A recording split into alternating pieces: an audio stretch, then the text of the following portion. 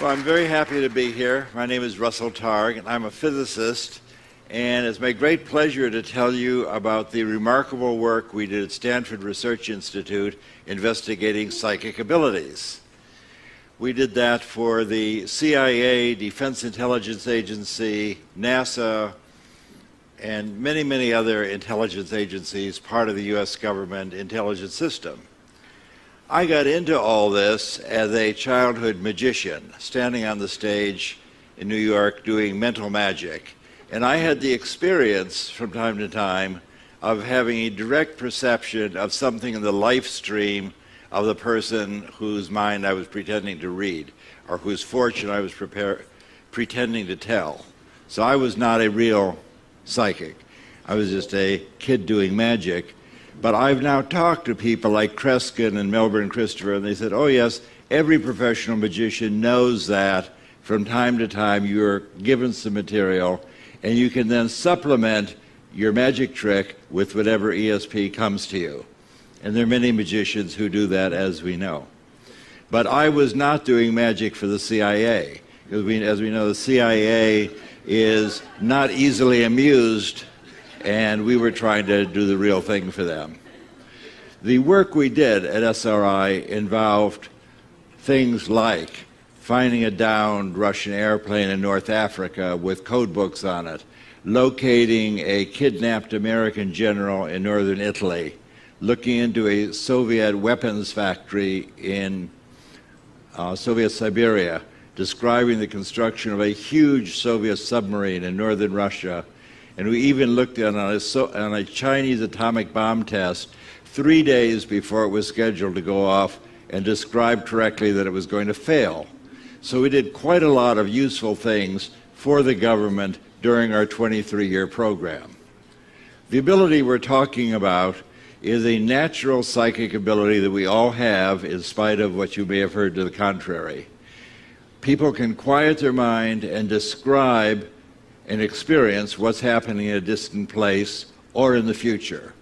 And this has been talked about for thousands of years. Buddhists have a vast lore about what this is and how to do it and why it's desirable. And I'll try and talk about that later.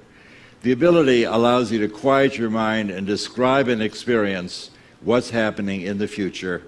And you can do that independent of the distance. The most interesting thing that we found as physicists is that it's no harder to describe what's happening in Soviet Siberia 6,000 miles away than it is for you to describe the funny object I have in my pocket. 6,000 miles away does not decrease the accuracy or the reliability as compared with something nearby. Looking into the distance is no harder than looking at a contemporaneous event, and that's why this is called a non-local perception. Not quantum mechanical particularly. It pertains to the fact that we live in a non-local space-time described as scientifically most recently by Schrödinger in the 1920s and then proved in the 1970s and 1980s. So the idea of non-local connections is not new age. This is accepted in the physical community. The hottest topic in modern physics is exploring non-locality. It was described originally by the Buddhists 2,000 years ago, but modern physics has finally caught up. The leaders of the program that we had at SRI are all physicists. The physicists are taking over what used to be called parapsychology.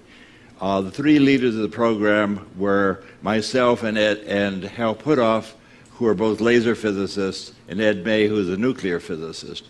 And we were eager that our scientific friends would not think that we'd gone off the rails into ESP research, so we made sure that we published everything we did, all of our experiments, in the world's most prestigious journals where we would normally publish our science. So we published our work in the Proceedings of the Institute of Electrical Engineers, the American Association for the Advancement of Science, the American Institute of Physics, and Nature magazine. So this is not, I just want to emphasize that at the time we were doing this work, this was mainstream, written up in the New York Times, published in the premier journals in the world. And I want to give you an idea of where I was when this all began. In the 1960s, I was a hardcore laser guy. And here I'm standing in front of a 1,000-watt carbon dioxide laser at my most mavericky self. I'm trying to convince the government that I indeed had 1,000 watts coming out of this 1 meter package. And you see how we've got a little meter bar there. Government thought it's impossible because their lasers were 100 times bigger than mine. So I had 1,000 watts over something a meter long. They thought that is impossible. So it's like a reprise of what I was going to do 10 years later, trying to convince the government that some other impossible thing actually happened. So in this case, the idea is that I have a big fire brick. I'm going to drill a hole right through it and then hand the skeptical government scientists this big brick with a red-hot hole right drilled through it, and I'll ask them, do you want fries with that? And eventually they supported our program. They couldn't deny the fire brick with a hole. Today we would consider that kind of thing a paranormal object. There's no way to create a red-hot hole with a fire brick because it's not flammable. So that's what I had done. That was my career. I've been in laser. I was a laser pioneer. I was working with lasers many years before there were any lasers. So this was the outgrowth of my earliest studies in graduate school. So the question that led to my recent book, I wrote a book with a provocative subtitle, A Physicist's Proof of Psychic Abilities. And the idea is that proof is evidence so strong that you can't statistically or reasonably deny it. That's what we mean by proof. You can't prove scientific things in the laboratory the way you prove mathematical theorems. You prove things in the laboratory by piling up so much evidence that it's simply unreasonable to deny it. So here we are in our laboratory, 1973. There's Pat Price in the middle. Pat Price was one of our great, great psychics. He was police commissioner of Burbank and retired. He's playing here with an ESP teaching machine that was the basis of our first NASA program. My idea was, can you offer feedback and reinforcement and help people improve their psychic ability with a little random game where you have to guess which picture will be illuminated? The answer is yes, you can learn.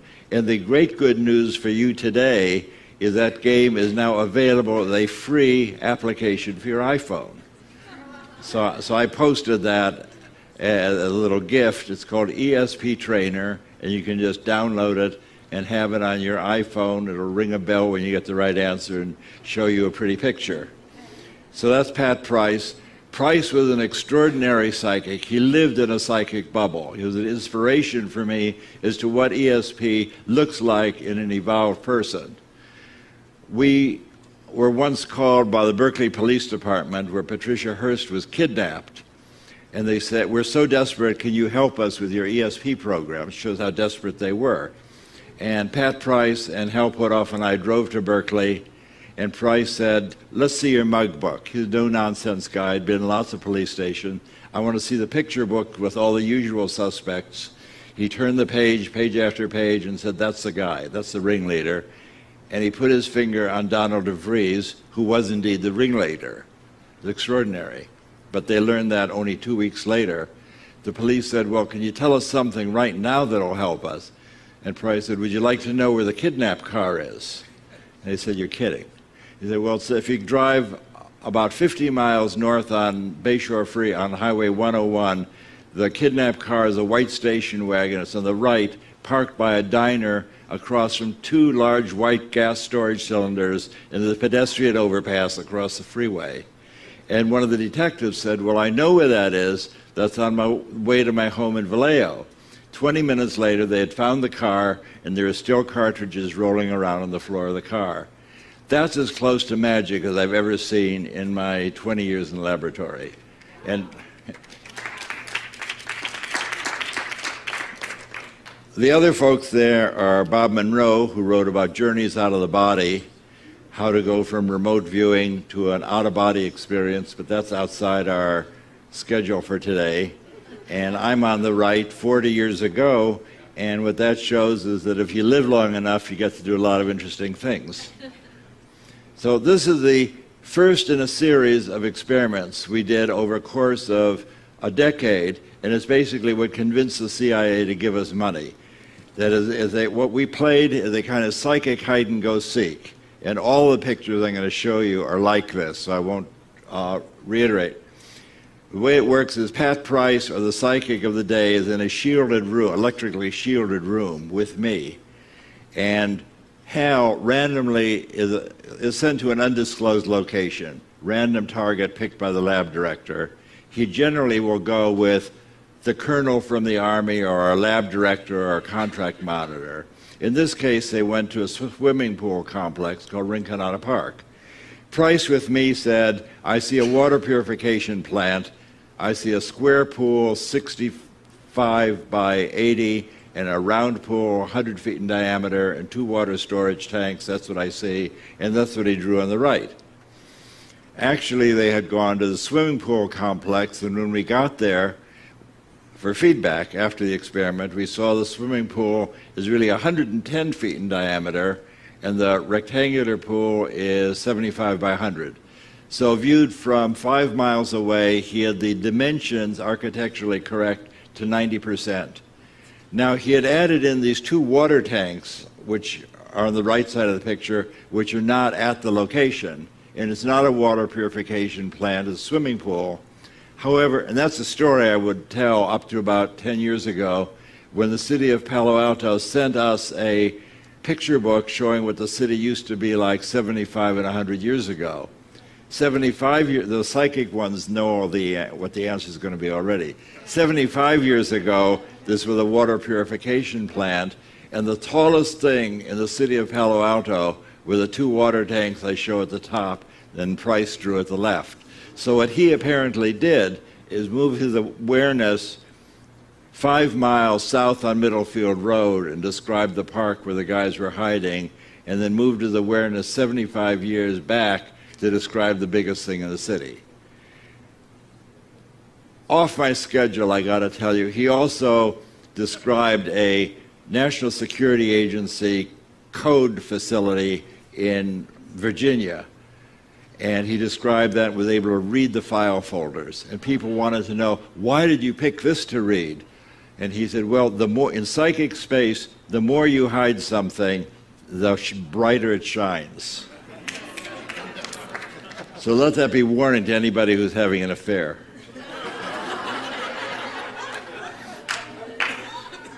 So the demonstration of ability test that we had from the CIA, John McMahon, who's head of the CIA, said to us, you guys are wasting your time looking at swimming pools and churches. We have targets that would be of national security help. Can you describe a target, and I'll send you the coordinates. So Price and I climbed back into our little shielded phone booth, and he said, well, I'm psychically laying on a building and a giant crane is rolling back and forth over my body. There's a huge crane. It has 8 wheels, 4 on either side of the building. And in this building, they're constructing a 60-foot steel sphere and they're welding it together. That all turned out to be entirely true. In fact, it was so true that after the steel sphere was verified, we then had a congressional investigation called by the House Intelligence Oversight Committee to see if there had been a security leak. This in the spirit of no good deed goes unpunished. But the Congress eventually said what we're doing is okay. We were supported by CIA and Defense Intelligence Agency and told to press on, and we pressed on for another 15 years. Another experiment that I'll show you because it's of particular interest to me is that Hal Puthoff then went to travel. I was the interviewer through all of these. My vision's very poor, as you probably caught on, so I don't drive. And Hal was always the outbound person, and I was a stay-at-home psychic travel agent working with the person trying to elicit a description of the distant place. So this time, Hal was on a business and pleasure trip to Colombia, South America, and each day, Price sitting with me would describe, I see a church, I see a volcano, there's a harbor, there's a market, and on day 5 he didn't show up. So in the spirit that the show must go on, I said, well, I'll describe it. I've never done a remote viewing before, but I'd interviewed countless psychics and other visitors, so I knew the moves. So I said, well, this is Russ Targ, remote viewing with Pat Price. Price isn't here. When I close my eyes, I see something that looks like an airport on an island. There's ocean at the end of the runway. There's sand and grass on the right. There's an airport building on the left. That's what I get. And that's where he was. He was on an island airport off the coast of Colombia called San Andreas. My great coincidence of the day, as I was driving here, I was talking to the cab driver. He was from San Andreas and gave me a color photograph of the airport on the island. How's that for? This is my lucky day. I don't claim that's ESP. That's what you call a lucky day.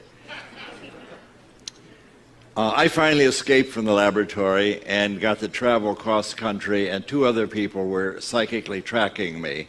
The first place I went was New Orleans, and no one knew, of course, where I was, and I chose my target by throwing a die on the pavement. And the die sent me to the New Orleans Superdome. So I was standing in front of the Superdome recording my coordinates. This is noon. This is Russell Targ. I'm standing in front of the Superdome. It looks like a flying saucer shining in the sun. Bad thing to say.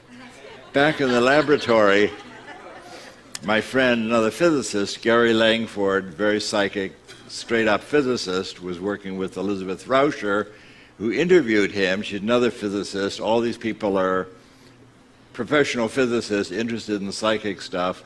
Gary said, well, I have a clear picture of a circular building. It looks like a giant UFO. Do you think Russell's been abducted? So Elizabeth said, just tell me what you see, make a drawing. And of course, his drawing was a remarkably accurate. This was his also first remote viewing. Gary just came in and said, well, I've been doing this all my life, avocationally. That's how I was an analyst, photo analyst, looking at specks of buildings and describing what's inside. So he was experienced to look at fuzzy images, but here we just took away the image, but it didn't interfere with his ability at all. Our great pleasure was then to have this Army intelligence ask us to train, to set up a psychic Army Corps, something like in the men who stare at goats, but not quite. No goats were killed in our program. But we chose 6 Army officers to work with us from a big group that we interviewed, Hal and I interviewed. One of those was Joe McMoneagle, Joe is still alive and is probably the greatest living psychic today, prodigious psychic. And his first trial, sitting with me, what's this remote viewing stuff? All of these people are basically tough Army officers, showed up in their boots and leather jackets and their patches and their backpacks. What's this psychic stuff? What do you want me to do? Betting their careers that this is a new, interesting juncture for them. So I described remote viewing, as I always do. I've been doing workshops now for 20 years. My ritual, the shibboleth, is close your eyes, quiet your mind, and describe the surprising pictures that appear in your awareness. Don't try and name it. Don't try and guess. Just describe the surprising images. And that language was understood 1,200 years ago and appears in Patanjali's guide, Self-Liberation for Seeing with Naked Awareness. If you want to move from suffering and conditioned awareness to freedom and naked awareness, sit down and shut up and quiet your mind, stop naming, stop guessing, and you're on your way. So that's what I'm still telling people following the 1,200-year-old guidebook. As an author, it's very nice for me to see a book still in print 1,200 years later. It gives me courage that my books will be around. So Joe drew this picture. He said he and his colonel went with Hal Puthoff. And Joe said, I see a building with stripes in front and a long portion behind and a little fountain. He drew what was there, and of course the judges had no problem matching that. With our 6 Army officers, that I'll describe later, there's 6 people who had never done this before. I had them each do 6 trials a week, and we had each one, so we had 30 for 6 weeks, so we had 36 trials. You'd expect them to get 6 first-place matches by chance. We got 19 first-place matches, and they set up the Psychic Army Corps and ran another 15 years. They had 30 people on the East Coast working in tandem with the SRI group. So this is Hella Hamid. The funny story with her, Hella's my dear friend for 2 decades before the SRI program, and they said, well, Pat Price is a fantastic psychic. Ingo Swann is the one who taught us how to do remote viewing. We want to see what a control person is. CIA said, what does an ordinary person do? Well, Hella's not exactly ordinary. She's a woman of the world, speaks many languages, professional photographer, but she thought it would be very amusing to be hired as a psychic of the various things that she had done in her life. So she came to work with us. The bottom line is she became the most proficient and most reliable person in the program for the decade, our control subject. Her first trial with me, as you catch on now, we're sitting in a shielded room. Hella says, when I close my eyes, what comes into my view is squares within squares within squares. That's what Hal Puthoff sees, and he was at a pedestrian overpass. Hella's 9 trials were even more significant than Pat Price's 9 trials. In Price's, the judge guessed 7 of them first place match. What that means is that if Hal Puthoff had been separated, had been kidnapped 9 times in a row, Price would have found him 7 out of the 9 times the first place he looked. Very remarkable. So here's Hella Hamid and Ingo Swann. Ingo taught us all how to do remote viewing. The way it worked is that Ingo taught Hal and me how to do remote viewing. Hal and I taught the 6 Army officers. The Army officers taught the world. So if you look at Google right now, we're still up on Google, and search for remote viewing, you'll find more than 2 million pages dealing with remote viewing, operational things to do with remote viewing. 2 million pages is quite a lot of pages for something that many people don't think exists.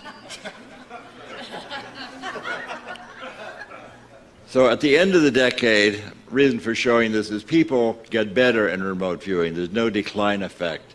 So at the end of the decade, we're still doing experiments with Hella, who is a kind of technophobe. She can change the batteries in her light meter, but she's a non-technical person. She finds physicists very amusing in their unworldly ways. But in this experiment, we gave her the coordinates for this in binary form. Someone was concerned that maybe she had memorized the globe. So we gave her the coordinates 1001110 west, 11 something north. She said, well, that's a pretty pattern. What comes to mind is a belly button shaped energy expander. This is your photographer, your artist, belly button. The target is the Berkeley Bevatron, which is indeed an energy expander. And she drew this middle drawing with the 4 beam tubes coming out of it, going to a target building, and the belly button shape is the Bevatron. And the picture from the laboratory is shown on the left.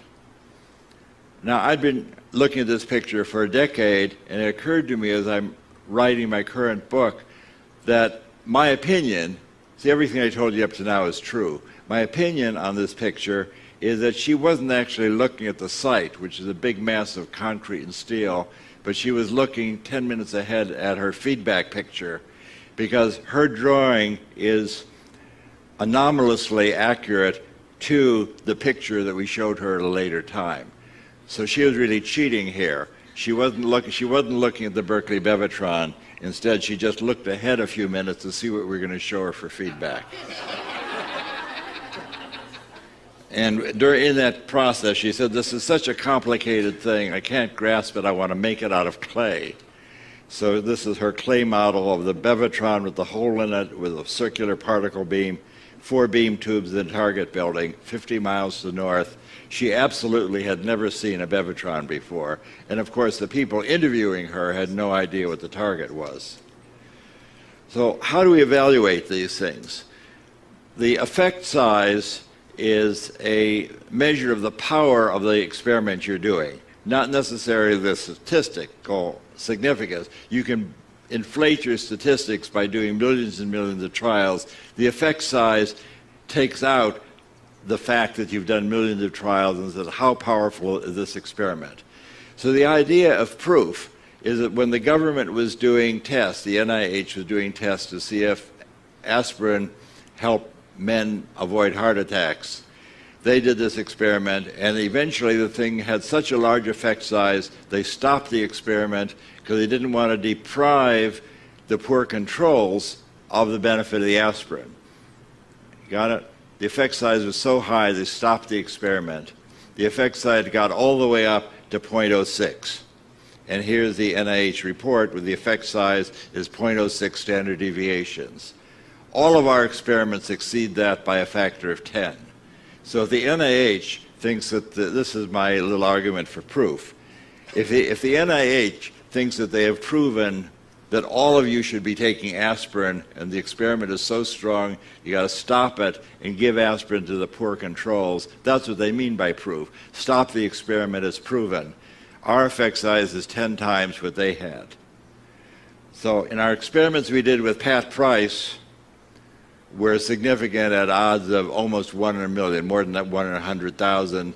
His effect size was more than 10 times the NIH. So this by itself is an experiment more than 1 in 100,000. In Hella Hammond's experiments, it was even more significant than Pat Price's experiments, even though she was a control subject. The Army people, which is sort of my pride and joy, in that we just brought in 6 guys, taught them to do remote viewing, and they did astonishingly well. Effect size, again, 10 times the aspirin experiment. And it was working with the Army people that led me on a career of doing workshopping for the past decade, traveling around, just teaching people to do remote viewing. On Google, you will find many, many people teaching you to do remote viewing. They all can teach you to do remote viewing. Remote viewing is easy to do. I have a chapter in my book where it describes if you work with a friend, you can quickly both become psychic. Remote viewing is a natural ability. You don't have to eat porridge at the feet of your guru or pay anybody thousands of dollars. This is a natural ability like vision or hearing. Psychic abilities are not sacred. They're abilities. They allow you to experience all kinds of remarkable things. And I'll talk about that in a moment. But here are all these guys, highly psychic. At the end of our program, right after I left, I formed a little organization called Delphi Associates. We were using remote viewing to forecast silver futures, working with an experienced remote viewer. We did 9 forecasts, whether silver is going to go up a little, up a lot, down a little, down a lot. All 9 forecasts were correct. We made $120,000, which is a lot of money in the 1980s. And we're on the front page of the Wall Street Journal, BBC Horizon, Nova made a film about us. In the 1980s, ESP still existed. And there are now many, many organizations and groups of people using this associative remote viewing, which is invented by my friend Stephen Schwartz. It's a way of, even though you can't read psychically, it's a way of making substitute items for what you want to know. I can't explain that. You have to read my book, has a chapter on associative remote viewing, which is an easy guide to investing in the market. You do not have to give away your mind to be psychic. That's not required. You can be discerning and be psychic. I recommend that. So you have to decide now. I've given you a sample of what we did during the first decade of SRI. We did experiments for the government. We did operational things, finding all sorts of, we even looked in on the American hostages in Iran. And described that one was going to be evacuated because of illness. So you have to decide, is the statistical evidence from our experiments at SRI strong enough to make you think that something like ESP really exists? Or do you think it was just our lucky day and we were successful in fooling the American intelligence establishment for 23 years? and live to tell the tale. So you get to decide which of those is more likely. Now, you can use remote viewing these days to find your car keys. We just had an example of using remote viewing and not finding the car keys, and that happens also. Or you can find a parking place, even in Los Angeles, and we were exemplary successful doing that yesterday. So you can find your car keys, find a parking place, you can make money in the stock market, and my opinion is that the most important thing you can do with remote viewing is discover who you are. Now, it's important for me to tell you that remote viewing is not a spiritual path. But if you learn to quiet your mind and move your awareness into timeless awareness, you are likely to begin to experience things that surprise you, give you another view of reality. For example, if you look in the mirror in the morning and think that who you see in that mirror is who you really are, you're in for a lot of suffering, in my experience. My opinion is that who you really are is non-local awareness, independent of space and time. You are that awareness that allows you to move your experience, to move your consciousness, to move your perception anywhere in the world, independent of space and time. And this was described in great detail, as I mentioned, by the great Buddhist teacher Padmasambhava in the 8th century, where he said, you have to give up your desire to name things and grasp onto them and guess what they are, because in the universe it's really empty of names, as you may have noticed. But you can give up your desire to defend your ego and what it says on your business card in conditioned awareness. And if you think that you may not be made entirely of meat and potatoes, then you can move your awareness into naked awareness, experience the universe as it is, and find a transcendent way to experience the world. And my invitation for you is to explore this transcendent place, and then as a scientist next year you can come back and tell us what you experienced. Thank you.